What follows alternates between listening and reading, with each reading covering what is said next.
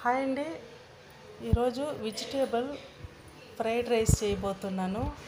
చూడండి, cauliflower, carrot, beans, ఒక onion, ఒక టమాటో, క్యాప్సికమ్, క్యాబేజీ ఇవన్నీ కట్ చేసి పెట్టుకొని, టమాటా ఎందుకు వేస్తున్నానంటే టేస్టింగ్ సాల్ట్, సోయా సాసు ఇవేవి వేయకుంటే ఒక టమోటా వేస్తే టేస్ట్గా ఉంటుంది. ఆ రెండు వేయకుంటే అలానే చేస్తే బాగోదు. దానికి ఒక టమాటా, 2 టమాటాలు వేసుకోవచ్చు. ఆయిల్ వేసుకొని తగినంత ఆయిల్లో ఆవాలు వేసుకుంటే వేసుకోవచ్చు, లేదంటే లేదు.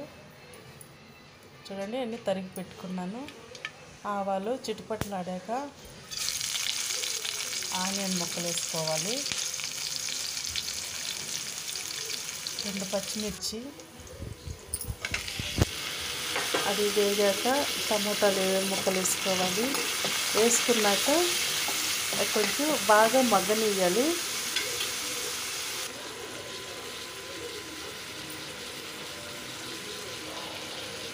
ఇది అల్లం వెల్లుల్లి ముక్కలు వేసుకున్నానండి. పేస్ట్ వేసుకోవచ్చు, కాకపోతే ఇది ఫ్రైడ్ రైస్ కదా, దానికని కట్ చేసి వేసుకుంటున్నాను. తర్వాత వెజిటేబుల్స్ అంతా కట్ చేసి వేసేసుకొని కొంచెం ఉప్పు వేసుకొని బాగా అవి ఉడకాలి, ఫ్రై చేసుకోవాలి. ఉప్పు వేసుకుంటేనే ఆ కాయలు టేస్ట్ వచ్చేది, లేదంటే కాయలు చప్పగా ఉంటాయి. పసుపు, కొంచెం కారం, ఆల్రెడీ పచ్చిమిర్చి వేసుకొని ఉన్నాం కాబట్టి కారం కొద్దిగా వేసుకోవచ్చు. కరివేపాకు అన్నీ వేసుకొని మూత పెట్టేసి ఒక 5 నిమిషాలు ఉడకనివ్వాలి, లేదంటే పచ్చి వాసన వస్తుంది. చూడండి, వేగిపోయింది. ఇప్పుడు అన్నం వేసి కలుపుకుందాము. ఇది ఈజీ అండి, చాలా బాగుంటుంది. టేస్టింగ్ సాల్ట్ ఇవన్నీ వంటికి మంచిది కాదు కదా, ఇలా అయినా చేసుకొని తినచ్చు, చాలా బాగుంటుంది.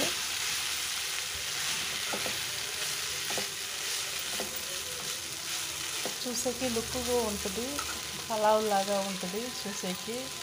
అయితే పలావ్ లాగా అయితే టేస్ట్ రాదు, ఇది వేరే టేస్ట్ వస్తుంది, చాలా బాగుంది.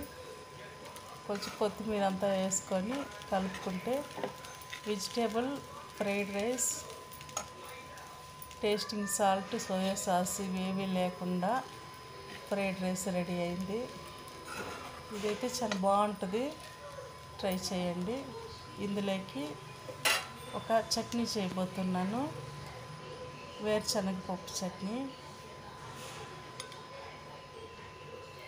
చూడండి, బాక్సులకి అంతా ఎత్తుకొని పోయేకి ఆఫీస్కి చాలా బాగుంటుంది. ఇది చల్లారినా కానీ తినేకి టేస్ట్ ఉంటుంది బాగా. చల్లారినా ఏమి టేస్ట్ తగ్గదు, బాగుంటుంది. బాక్సులకి ఎత్తుకుపోయేకంతా చాలా టేస్టీగా ఉంటుంది.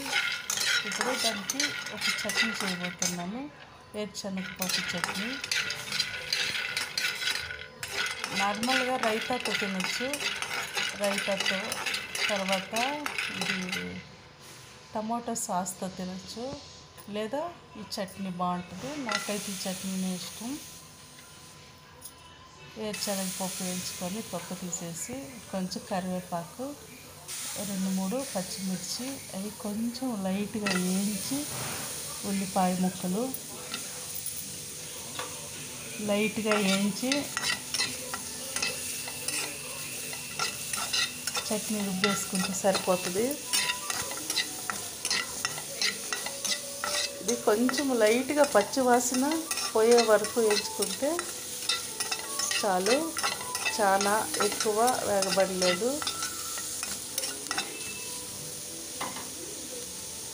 ఇంకా చట్నీ చేసేసుకుంటాం. ఆ రైస్కి చట్నీ బాగున్నది. చూడండి, అన్నీ వేసుకొని ఒక మిక్సీకి పట్టేస్తే రోట్లో అయినా దంచుకోవచ్చు, బాగుంటుంది.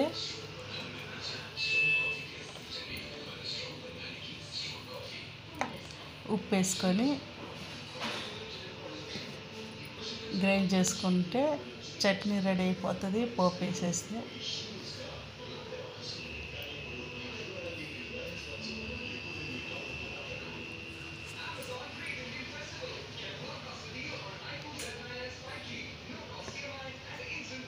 రెడీ అయిందండి. అదొక గిన్నెలో తీసుకొని తాలింపు వేసుకుందాము. ఆవాలు, కరివేపాకు అంటే ఉద్దిపప్పు కూడా వేసుకోవచ్చు. నేనైతే ఉద్దిపప్పు వేయలేదు, కరివేపాకు, ఆవాలు మాత్రం వేసుకున్నాను.